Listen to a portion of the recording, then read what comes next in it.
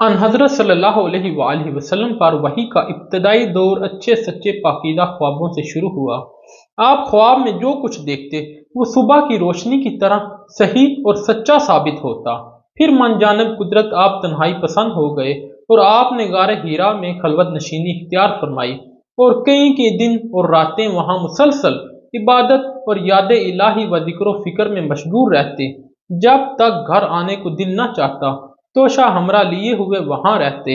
توشہ ختم ہونے پر ہی اہلیہ محترمہ حضرت ختیجہ رضی اللہ تعالیٰ عنہ کے پاس تشریف لاتے اور کچھ توشہ ہمراہ لے کر پھر وہاں جا کر خلوت گزیر ہو جاتے۔ یہی طریقہ جاری رہا یہاں تک کہ آپ پر حق منکشف ہو گیا اور آپ غار ہیرا ہی میں قیام پذیر تھے کہ اچانک جبرائیل علیہ السلام آپ کے پاس حاضر ہوئے اور کہنے لگے کہ اے محمد پڑھو۔ آپ صلی اللہ علیہ وآلہ وسلم فرماتے ہیں کہ میں نے کہا میں پڑھنا نہیں جانتا۔ آپ صلی اللہ علیہ وآلہ وسلم فرماتے ہیں کہ فرشتے نے مجھ کو پکڑا اور اتنے زور سے بھینچا کہ میری طاقت جواب دے گئی، پھر مجھے چھوڑ کر کہا کہ پڑھو۔ میں نے پھر وہی جواب دیا کہ میں پڑھا ہوا نہیں ہوں۔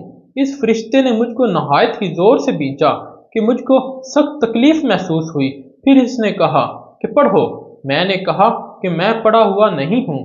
فرشتے نے تیسری بار مجھ کو پکڑا اور تیسری مرتبہ پھر مجھ کو بھینچا، پھر مجھے چھوڑ دیا اور کہنے لگا کہ پڑھو اپنے رب کے نام کی مدد سے جس نے پیدا کیا اور انسان کو خون کی پھٹکی سے بنایا، پڑھو اور آپ کا رب بہت ہی مہربانیاں کرنے والا ہے۔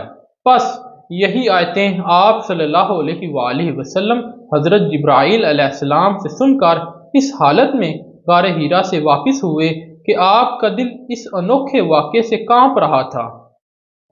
آپ حضرت ختیجہ رضی اللہ تعالیٰ عنہ کے ہاں تشریف لائے اور فرمایا کہ مجھ کو کمبل اڑا دو، مجھ کو کمبل اڑا دو۔ لوگوں نے آپ کو کمبل اڑا دیا۔ جب آپ کا ڈر جاتا رہا تو آپ نے اپنی زوجہ محترمہ حضرت ختیجہ رضی اللہ تعالیٰ عنہ کو تفصیل کے ساتھ یہ واقعہ سنایا اور فرمانے لگے کہ مجھ کو اب اپنی جان کا خوف ہو گیا ہے۔ آپ کی اہلیہ محترمہ حضرت ختیجہ رضی اللہ تعالیٰ عنہ نے آپ کی ڈارس باندھی اور کہا کہ آپ کا خیال صحیح نہیں ہے، خدا کی قسم آپ کو اللہ کبھی رسوا نہیں کرے گا۔ آپ تو اخلاق فاضلہ کے مالک ہیں، آپ تو کنبہ پرور ہیں، بے کسوں کا بوجھ اپنے سر پر رکھ لیتے ہیں، مفلسوں کے لیے آپ کماتے ہیں، مہمان نوازی میں آپ بے مثال ہیں اور مشکل وقت میں آپ امرہ حق کا ساتھ دیتے ہیں۔ ایسے اوصاف حسنہ والا انسان یوں بے وقت ذلت و خواری کی موت نہیں پا سکتا۔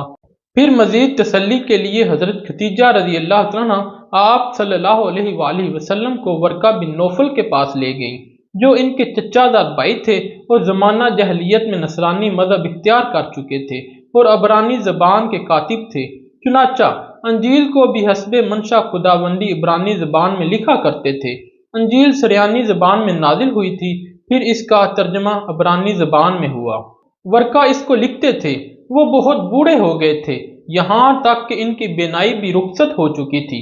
حضرت ختیجہ رضی اللہ تعالیٰ عنہ نے ان کے سامنے آپ صلی اللہ علیہ وآلہ وسلم کے حالات بیان کیے اور کہا کہ اے چچا زاد بھائی، اپنے بھتیجے محمد کی زبانی ذرا ان کی کیفیت سن لیجئے۔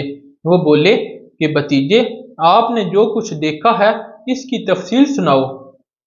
چنانچہ آپ صلی اللہ علیہ وآلہ وسلم نے از اول تا آخر پورا واقعہ سنایا، جسے سن کر ورقہ بے اختیار ہو کر بول اٹھے کہ یہ تو وہی ناموس معزز رازدار فرشتہ ہے جسے اللہ نے حضرت موسیٰ علیہ السلام پر وحی دے کر بھیجا تھا۔ کاش میں آپ کے اس عہد نبوی کے شروع ہونے پر جواں عمر ہوتا، کاش میں اس وقت تک زندہ رہتا جب کہ آپ کی قوم آپ کو اس شہر سے نکال دے گی۔ رسول کریم صلی اللہ علیہ وآلہ وسلم نے یہ سن کر تعجب سے پوچھا، کیا وہ لوگ مجھ کو نکال دیں گے حالانکہ میں تو ان میں صادق و امین و مقبول ہوں؟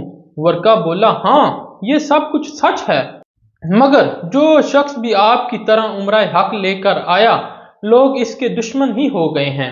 اگر مجھے آپ کی نبوت کا وہ زمانہ مل جائے تو میں آپ کی پوری مدد کروں گا۔ مگر ورقہ کچھ دنوں کے بعد انتقال کر گئے، پھر کچھ عرصہ تک وحی کی آمد موقف رہی۔